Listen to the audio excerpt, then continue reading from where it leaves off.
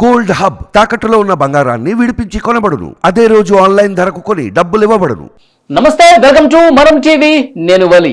ప్రస్తుతం మనతో పాటు స్టూడియోలో ఉన్నారు ప్రముఖ అనలిస్ట్ కృష్ణకుమార్ గారు. వారితో మాట్లాడదాం. కృష్ణకుమార్ గారు నమస్తే మేడం. నమస్తే మేడం, ఒక వీడియో చూపిస్తాను. అంటే ఎంత అమానుష ఘటన అంటే 5,000 రూపాయలు అప్పిచ్చాడు, వడ్డీ కట్టట్లేదు, అసలు కట్టట్లేదు, 2 నెలలు ఆలస్యమైందని చెప్పి ఏ కుక్కను కొట్టినట్టు కొడుతున్నాడు మేడం. ఒకసారి వీడియో చూస్తే తర్వాత మనం మాట్లాడుకుందాం. సరే,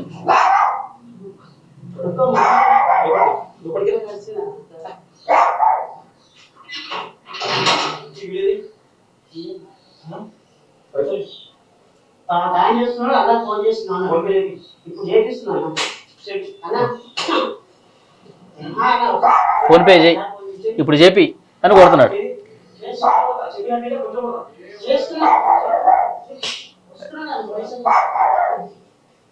అది చూడండి, వెనక నుంచి కాలుతో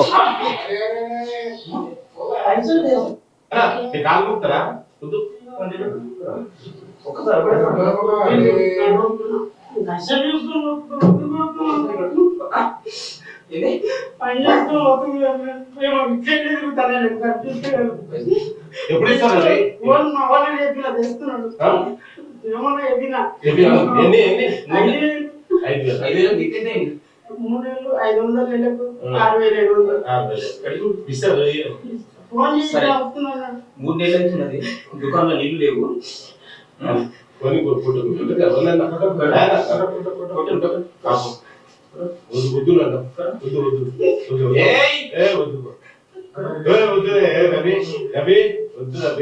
పాపం కట్టుకో.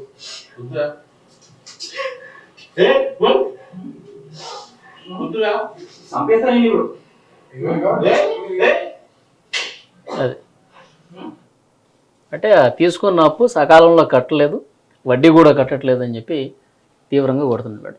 అంటే ఎట్లా చూస్తారు? చాలా అమానుషంగా ఉందండి. అంటే 5,000 అప్పు తీసుకోవాల్సిన పరిస్థితి రావటము, అది మళ్ళీ కట్టలేని పరిస్థితి ఉండటము అనేది నిజంగా బాధాకరమైన విషయం. అంటే పేదరికం ఏ రూపంలో ఉండి ఉంటుంది, ఎంత కష్టం ఉండి ఉంటుంది అర్థమవుతుంది మనకి. కానీ పేదరికం తప్పు కాదండి, పేదరికం ఎప్పుడూ తప్పు కాదు. ఎందుకంటే అతనికి డబ్బు సంపాదించే అవకాశం లేకపోయి ఉండొచ్చు, లేకపోతే ఇంకోటి కారణం ఏదన్నా కానీ అది అతని తప్పు కాదు, అది అతని నేరం కాదు అసలు.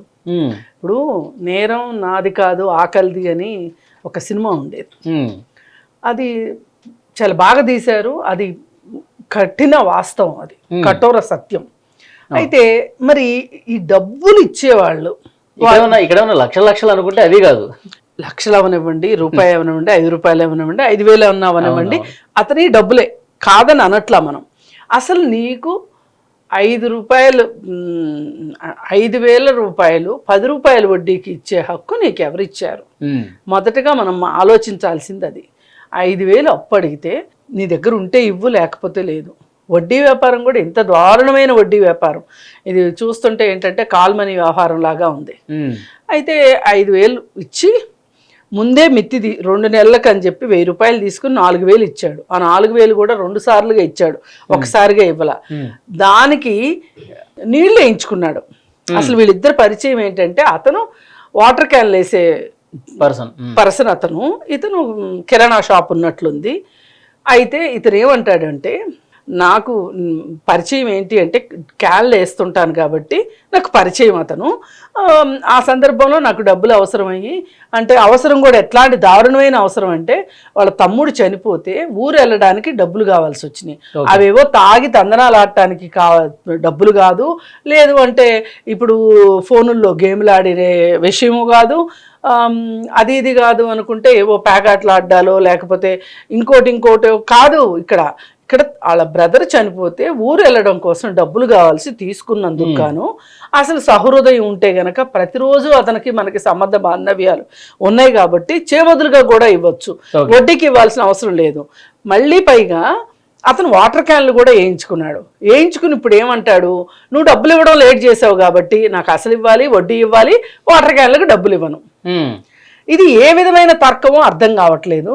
అతను ఎంత ఇదేంటంటే డబ్బులు ఉన్నాయి, నేను ఎట్లా అయినా సరే నేను చలాయించుకోగలను, వీడికి ఏముంది తికానా లేదు, వీడి మాట ఎవరు నమ్ముతారు, వీడి మాట ఎవరు వింటారు, ఇప్పుడు వీడు పోలీస్ స్టేషన్కి వెళ్ళగలిగే ధైర్యం వీడికి ఎక్కడి నుంచి వస్తుంది, ఇలా రకరకాలుగా ఆలోచించి ఈ డబ్బు మదం అంటారు కదా, పొగరు, ఆ పొగరుతోటి నేను డబ్బులతోటి ఏమైనా చేయగలను, ఎవరికన్నా అవసరమైతే అప్పు ఇవ్వగలను, లేదు అనుకుంటే ఎవరి దగ్గరన్నా నా దగ్గర డబ్బులు చూపించి లాక్కోగలను, అది ఇది కాదని ఎవడన్నా పోలీస్ స్టేషన్కి వెళ్తే నేను పోలీసులను కూడా మేనేజ్ చేసుకోగలను.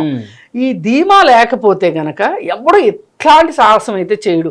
కేవలం 5,000 కోసం, ఇప్పుడు 50 రూపాయల కోసం ఢిల్లీలో ఒక బిచ్చగాడిని ఆ రోడ్డు పక్కన ఉన్న అతన్ని చంపి ఆ డబ్బులు తీసుకొని జేబులో పెట్టుకొని ఆ చనిపోయిన అతని ముందే డాన్స్ వేస్తూ దాన్ని వీడియో తీసి సోషల్ మీడియాలో పెట్టాడు ఒక పిల్లాడు. అంటే ఈ వైపరీత్యం అంటే ఈ విపరీత బుద్ధి ఇప్పుడు కోసం ఏదైనా తెగించి చేస్తున్నారు. ఇప్పుడు వాడు 50 రూపాయల కోసం చేశాడు, వీడు 5,000 కోసం చేశాడు. ఇప్పుడు ఒకవేళ పొరపాటున ఏదైనా తగలరాని చోట దెబ్బ తగిలింది అనుకోండి, అతనికి తగిలితే అతను కానీ చనిపోతే అతని కుటుంబం సంగతి ఏంటి? ఇప్పుడు నీలాంటి వెధవ చనిపోతే వెనకమాల డబ్బులు ఉంటాయి కాబట్టి నీ కుటుంబం ఎలాగోలా మనిషి లేకపోయినా బతుకుతుంది. ఇప్పుడు ఆ కుటుంబానికి అతనే ఆధారం. అలాంటి మనిషిని అట్లా కొట్టడము అనేది అసలు వీడు పైగా ఇంత పెద్ద బొట్టు పెట్టుకుని ఉన్నాడు, చేతులు కాశీదారాలు కట్టుకున్నాడు, మరి దేవుడు అయినా శిక్షించాడా అండి ఇట్లాంటి వాళ్ళని? అసలు ఇప్పుడు మనము దేవుడిని ఏదో అంటున్నాము వ్యతిరేకం అని కాదు. ఇప్పుడు కొంచెం ఒక పాప భీతి దైవ భీతి ఉండాలి కదా దేవుడిని నమ్మేటప్పుడు. అమ్మో నేను చేసే తప్పు, ఈ తప్పుకు దేవుడు నన్ను ఏం శిక్షిస్తాడో అని ఉండాలి కదా. ఏది ఏమైనా ఇతని దౌర్జన్యాన్ని మట్టుకు ఖచ్చితంగా వ్యతిరేకించాల్సిందే, ఇతనికి మట్టుకు శిక్ష పడాల్సిందే. పైగా అతని ఇంట్లో వాళ్ళ అబ్బాయి కూడా చెప్తున్నాడు, వద్దు డాడీ వదిలే అని చెప్తున్నాడు. అయినప్పుడు అసలు ఎవరు వేరే పక్కన వద్దు పాప మూట కట్టుకుంటా అంటున్నారు. రవి ఆ వద్దు అని చెప్తుంటే వినట్లేదు. పైగా కుక్క కూడా అరుస్తానే ఉంది. అతను నిజానికి ఒక మనిషి ఇంకొక మనిషితో వ్యవహరించే తీరులాగానే లేదు.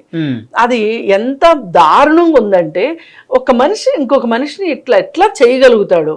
ఇప్పుడు మొన్న ఒక వీడియో చూశానండి. నేను అడవిలో ఒక లేగదూడ పరిగెట్టుకుని వచ్చింది, ఒక సింహం దగ్గరికి వచ్చి ఆ సింహం కాపాడుతుంది అనుకుని సింహం దగ్గరికి వచ్చి ఆగుతుంది. తరుముకుంటూ వచ్చింది కూడా ఇంకొక సింహమే. కానీ ఈ సింహం ఆ దూడని దగ్గరకు తీసి తన దగ్గర పెట్టుకొని ఆ సింహాన్ని బెదిరించింది, ఈ బిడ్డని కాపాడింది ఈ దూడని. అసలు నాకు ఎంత ఆశ్చర్యం, ఎంత ప్రేమ కనిపించింది అంటే అనుకుని ఉంటది. ఒక నిస్సహాయ స్థితిలో ఒక చిన్న పిల్ల తల్లి కోసం అరుస్తుంది, చాలా చిన్న పిల్ల. ఏ ఆలోచనలు వచ్చినాయి? అంత తెలివి తక్కువగా జంతువులు కూడా ఉండవనిపించింది నాకు ఆ వీడియో చూసిన తర్వాత. మరి అట్లా ఒక మాటలు రాని ఆలోచించలేని అర్థం చేసుకునే బాధని అలాంటిది ఒక ఈ మనిషి వీడు మనిషి అసలు ఏం లేదు. ఈ మనిషికి ఉన్న పొగరేంటి అంటే నాకు డబ్బులు ఉన్నాయి, నాకు బిజినెస్ ఉంది, డబ్బు మదం అంటారు అయితే అంతకంటే ఏం లేదు. పైగా చట్టాన్ని నేను మేనేజ్ చేయగలను అనే ఒక ధైర్యం. ఇప్పుడు పోలీసులు కూడా ఎట్లా ఉన్నారు, ఒక పేదోడును ఒక డబ్బులున్నోడు వస్తే డబ్బులున్నోడు మాట వినేటట్లున్నారు, పేదోడు వైపు న్యాయం కూడా పలకట్లేదు. ఒక రాజకీయ నాయకుడి దగ్గరికి వెళ్ళగలిగేంత స్తోమత వీళ్ళకు ఉండదు. వీళ్ళు సగటు మనుషులు. వీడు అవసరం అనుకుంటే రాజకీయ నాయకుడి దగ్గరికి వెళ్ళగలడు, లోకల్ లీడర్ దగ్గరికి వెళ్ళగలడు. అదే కదా అతని ధీమా. ఇప్పుడు వాడు ఇంత జరిగినా గానీ ఇంటికి వెళ్ళి ఏడుస్తూ కూర్చున్నాడు తప్పితే దీని మీద కంప్లైంట్ ఇవ్వచ్చు అని కూడా ఆలోచించలా. అంటే అతను ఏమనుకుంటున్నాడంటే, నువ్వు ఎందుకు ఎదిరించలేదు ఎందుకని అని అడిగితే నేను డబ్బులు తీసుకున్నాను కదా మరి అని అంత అమాయకంగా మాట్లాడుతున్నాడు. ఈ కాలంలో ఇలా ఆలోచిస్తున్నాడు అంటే ఇతను ఎంత అమాయకుడో అర్థమవుతుంది.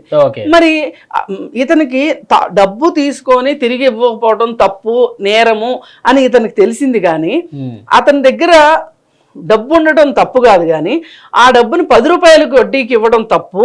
అలాగే వడ్డీ ముందే తీసుకొని డబ్బులు ఇవ్వడం ఒక తప్పు. రెండో ఇంకా ఏంటి అంటే వాటర్ క్యాన్లకు డబ్బులు ఇవ్వకపోవటం ఇలా ఏ రకంగా చూసినా ఇవన్నీ ఒక ఎత్తు అయితే ఇవాళ కాతే రేపిస్తాడండి 5,000. ఇప్పుడు నువ్వు ఆ 5,000 లేకపోతే చచ్చిపోయే పరిస్థితులు అయితే లేవు. పోనీ నువ్వేమన్నా ఇప్పుడు ఈ 5,000 లేకపోతే నీ ప్రాణం పోతుంది, వాడేమో కులాసాగా ఉన్నాడు అంటే పోనీ వాడిని అడిగావు అంటే ఒక అర్థం ఉంది. అసలు ఇప్పుడు నీకు ఆ 5,000 ఉన్నా లేకపోయినా నీకు అసలు ఫరక్ పడదు. అలాంటిది వాడి మీద పడి వాడిని కొట్టి ఇంకా భయంతోనైనా పోలీసులు కూడా కంప్లైంట్ చేయండి, మళ్ళీ కంప్లైంట్ చేస్తే అట్లా కాదు. వాళ్ళకి అసలు నేను ఇట్లా నాకు జరిగింది అన్యాయం అని అనుకోవట్లే అతను. నేను డబ్బు తీర్చి ఇవ్వలేదు కాబట్టి అతను నన్ను కొట్టాడు అనుకుంటున్నాడు. కానీ నేను ఇవ్వవలసింది అతనికి డబ్బునే, కానీ డబ్బు ఇవ్వనంత మాత్రాన నన్ను కొట్టే హక్కు అతనికి లేదు అని అనుకోవట్లే. అంటే అతనికి తనకున్న హక్కులేంటో తనకు తెలియట్లా, బాధ్యతలు తెలిసినంతగా హక్కులు తెలియట్లా. అతని బాధ్యత ఏంటి? డబ్బు తీసుకున్నప్పుడు డబ్బు ఇవ్వడం బాధ్యత. ఇందులో మనం కూడా డిస్ప్యూట్ చేయడానికి లేదు. ఆ మాత్రం నీతి నిజాయితీ ఉండాల్సిందే మనుషులకి. కానీ అతను చట్టాన్ని చేతిలోకి తీసుకున్నాడు. ఒక వ్యక్తిని అకారణంగా దూషించడం కానీ కొట్టడం కానీ హక్కే లేదు. మరి అలాంటి హక్కు లేని మనిషి అంతలాగా అతని పైగా ఇతనికి హక్కు ఉంది. ఒక మనిషిగా తనకి అన్యాయం జరిగితే ఆ అన్యాయాన్ని చెప్పుకోగలిగిన హక్కు ఇతనికి ఉంది. కానీ అది కూడా అతనికి అర్థం కాక ఇప్పుడు ఈ రవి లాంటి వ్యక్తులకి ఏంటి మేడం, అసలు మార్పు వచ్చే పరిస్థితి ఉందా? వాళ్ళు అట్లా నేను చేసింది కరెక్ట్ కాదు, నేను తప్పు చేశాను, అలా పశ్చాత్తపడే పరిస్థితి అతనిలో కనిపిస్తుందా అతని వ్యవహార శైలి చూస్తుంటే? ఏం లేదండి.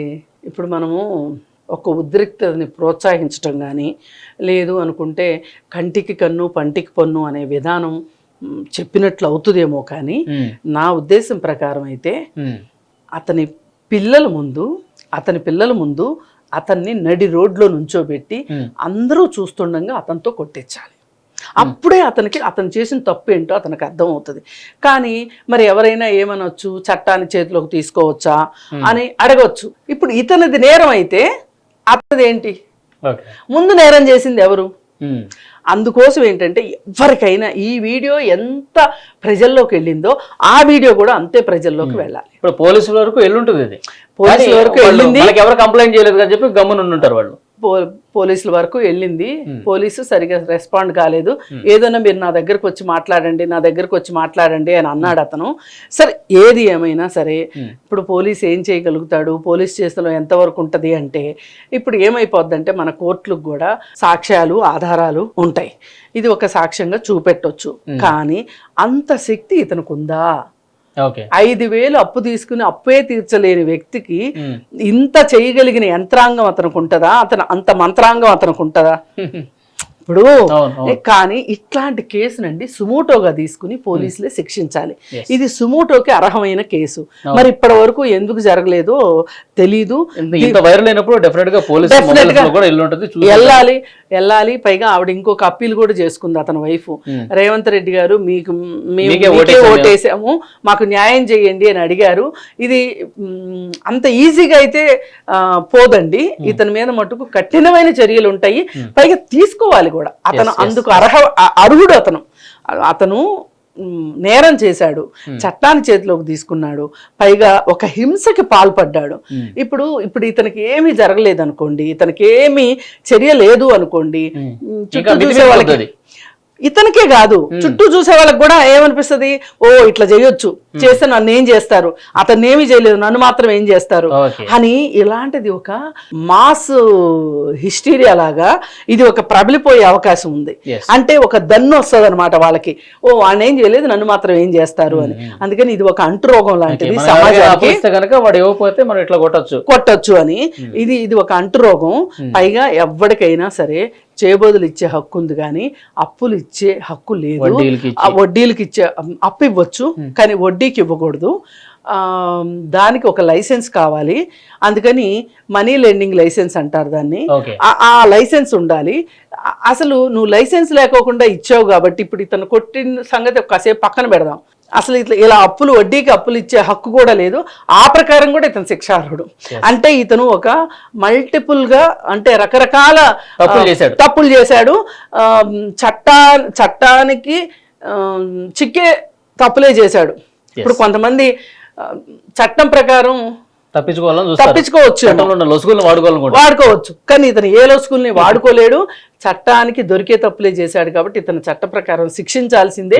కాకపోతే నా వ్యక్తిగతమైన అభిప్రాయం ఏంటి అంటే ఇప్పుడు అతను చాలా బాధపడి ఉంటాడు ఆ వ్యక్తి. తనులు తిన్న అతను. తన్నులు తిన్న అతను. అది శారీరక హింస కాదండి, మానసికంగా కూడా అతను చాలా కృంగిపోయి ఉంటాడు.